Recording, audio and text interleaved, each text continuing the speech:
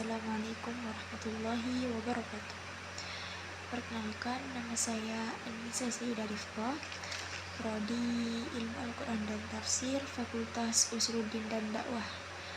Nomor NIM 243840/1/2006, UIN Madura.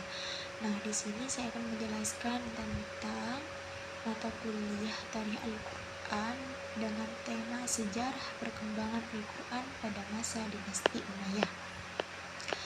Baik, langsung saja ya. Di sini poin A yaitu genealogi dinasti Umayyah dan kontribusinya terhadap perkembangan sejarah Al-Quran. Nah, yang pertama itu genealogi kekhalifahan dinasti Umayyah. Nah, dinasti Umayyah itu berasal dari kabilah Quraisy, yakni dinasti Umayyah bin Abdusyams bin Abdulmanaf. Nah, Abdulmanaf juga merupakan leluhur dari dinasti Hashim, tempat Rasulullah berasal. Dengan demikian, dinasti Umayyah dan dinasti Hashim memiliki nenek moyang yang sama, yaitu Abdulmanaf menjadikan keduanya masih satu rumpun dalam struktur suku Quraisy. Secara umum, kekuasaan dinasti Umayyah terbagi menjadi dua fase besar. Yang pertama yaitu fase Damaskus sama fase Andalusia.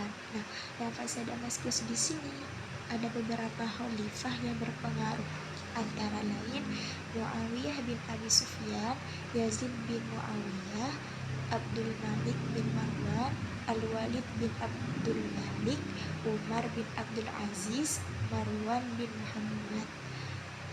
Nah, kemudian yang kedua yaitu kontribusi khalifah dinasti Umayyah terhadap perkembangan sejarah Al-Quran. Nah, di situ ada beberapa macam, yaitu peran umum dinasti Umayyah, yaitu menyebarkan mushaf Utsmani dan mengajarkan qiraat. Qiraat itu rayam bacaan Al-Quran dan mengembangkan ilmu bahasa Arab. Kemudian di sini ada Muawiyah bin Abi Sufyan. Nah, Muawiyah bin Abi Sufyan di sini pendiri dinasti Umayyah. Kemudian ia mendorong penggunaan mushaf Utsmani dan menjadikan Damaskus sebagai pusat administrasi dan keilmuan Islam. Kemudian ada Abdul Malik bin Marwan. Nah, beliau ini melakukan reformasi besar-besaran dalam administrasi dan bahasa, yaitu bahasa Arab ditetapkan sebagai bahasa resmi negara. Kemudian pada masa ini juga berupaya pemberian tanda titik dan harokat dalam tanda baca. Dan kemudian upaya ini dimulai oleh Abu al-Aswad ad-Du'ali dan kemudian disempurnakan oleh Al-Khalil bin Ahmad al-Farahidi.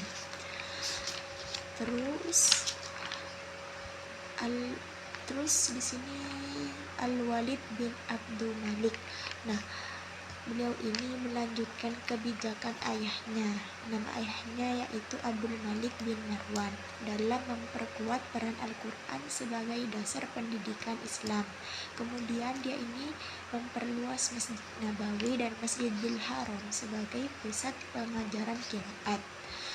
Banyak ulama muncul pada saat itu, di antaranya ada Nafi al-Madani dan Ibnu Katsir al-Makki. Kemudian ada Umar bin Abdul Aziz. Beliau ini dikenal sebagai khalifah yang soleh, adil, dan sangat memperhatikan ilmu Al-Quran. Kemudian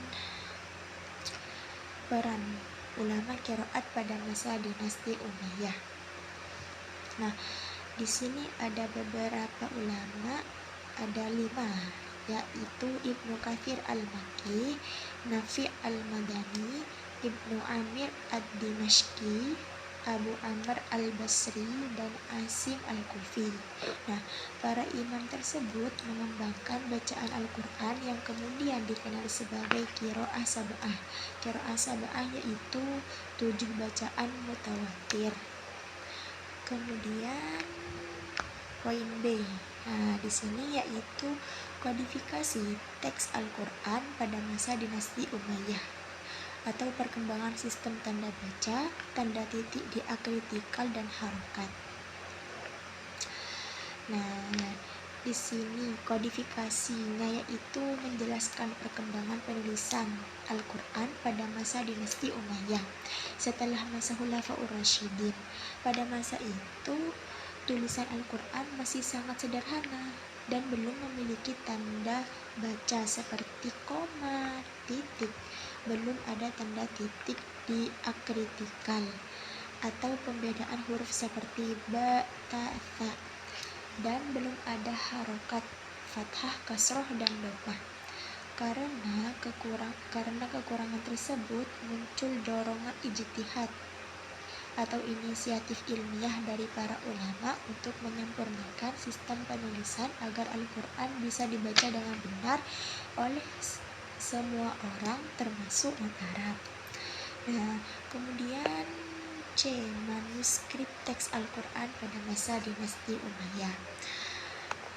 Menurut Profesor Al-A'zami menyebutkan bahwa terdapat inskripsi Kufi yang tidak dihiasi yang terletak di Dam. Dam itu bendungan Muawiyah di Taif pada tahun 58 Hijriah. Kemudian tanda pemisah surah. Mushaf ini tidak diikuti dengan pengenalan nama surah dalam warna yang berbeda, akan tetapi masing-masing tetap mempertahankan bentuk ornamen dan kata-kata basmalah. Dan kemudian tanda pemisah ayat. Sebelumnya pemisah ayat yang panjang itu disisipkan, tidak tampak adanya penggunaan cara tertentu yang ditetapkan. Kemudian manuskrip pada abad pertama Hijriyah yang ada di Damaskus pada tahun 72 Hijriah atau 691 sampai 92 Masehi, di mana terdapat ornamen-ornamen naskah yang ada pada bangunan Masjid Umayyah. Kemudian manuskrip teks Al-Quran di era Khalifah Walid bin Malik di penghujung abad ke-1 Hijriah pada tahun 710 hingga 715 Hijriah yang berukuran kurang lebih sekitar 51 cm dikali 47 cm. Dan yang terakhir di sini manuskrip Kufi pada akhir abad 7 Masehi atau 81 Hijriah dan memasuki permulaan abad ke-8 Masehi atau 184 Hijriah. Kemudian di poin D, perkembangan qiraat pada masa dinasti Umayyah. Nah, pada masa awal abad kedua Hijriah atau masa generasi tabi'in, mulai bermunculan banyak ulama yang mendalami bidang qiraat, yaitu cara membaca Al-Quran yang diriwayatkan dari Nabi Muhammad SAW melalui sanad yang sahih. Kemudian mayoritas ulama qiraat ini berasal dari berbagai wilayah Islam yang telah menerima salinan resmi mushaf atau hasil kodifikasi pada masa Khalifah Utsman bin Affan. Karena itu, muncul kesadaran di kalangan mereka bahwa ilmu qiraat perlu dijadikan disiplin ilmu tersendiri dalam khazanah keilmuan Islam, agar bacaan Al-Quran itu tetap terjaga dan tidak menyimpang. Kemudian penyebaran dan tokoh-tokoh ahli qiraat. Nah, berikut di sini ada beberapa di antaranya, yaitu menurut wilayah Madinah ada tokoh Abu Ja'far Yazid bin Al-Qaqqa, kemudian Nafi bin Abdurrahman bin Abi Nu'aim.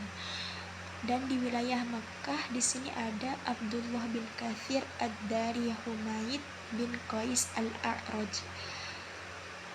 Di Syam yaitu Abdullah Al-Yahsubi, beliau ini dikenal dengan sebutan Ibnu Amir. Kemudian Ismail bin Abdullah. Di wilayah Basrah, Zabban bin Al-Ala bin Ammar, Abdullah bin Abi Ishaq, Isa bin Amr, Asim Al-Jahdari, dan Yakub bin Ishaq Al-Hadrami. Dan yang terakhir di wilayah Kufah yaitu ada Asim bin Abi Anjud al-Asadi, Hamzah bin Habib az-Zayyad, Sulaiman bin A'masi, dan Al-Kisai. Terus lahirnya generasi ahli qiraat besar. Di sini ada tujuh imam qiraat terkenal atau al-qurra as-sab'ah, yaitu ada Ibnu Katsir, beliau ini dari Makkah, Nafi Madinah, Abu Amr dari Basrah, Ibnu Amir Syam, Asim Kufah, Hamzah Kufah, dan Al-Kisai Kufah. Nah, kesimpulannya yaitu pada masa dinasti Umayyah, ilmu qiraat berkembang pesat di berbagai wilayah Islam. Banyak ulama tabi'in menjadi pelopor dalam melestarikan dan menyebarkan qiraat. Dari generasi inilah lahir 7 imam qiraat terkenal yang menjadi dasar bacaan Al-Quran hingga saat ini. Walaupun belum ada kodifikasi resmi, masa ini menjadi periode awal penguatan sanad dan sistem pembelajaran qiraat. Selesai. Terima kasih banyak. Wassalamualaikum warahmatullahi wabarakatuh.